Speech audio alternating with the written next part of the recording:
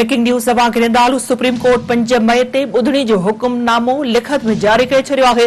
Supreme court लिखत में हुकुम जारी कंदे चयो आहे त सियासी पार्टियुनि जा मसइला ॻाल्हियुनि ज़रिए हल करण जी कोशिश बहितर अमल आहे।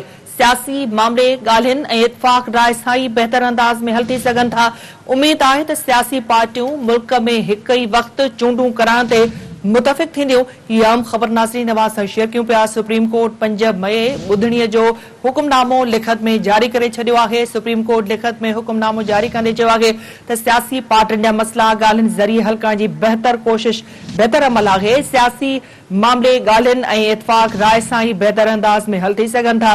उमीद त सियासी पार्टियूं मुल्क में हिक ई वक़्तु चूंडूं कराइण ते मुतफ़िक़ थींदियूं। सुप्रीम कोर्ट 5 मई ॿुधणीअ जो हुकुमनामो लिखत में जारी करे छॾियो आहे। सुप्रीम कोर्ट लिखत में हुकुम जारी कंदे चयो आहे त सियासी पार्टियुनि जा मसइला ॻाल्हियुनि ज़रिए हल करण जी कोशिश बहितर अमल आहे। सियासी मामले ॻाल्हियुनि ऐं इत्फाक़ राय सां ई बहितर अंदाज़ में हल थी सघनि था।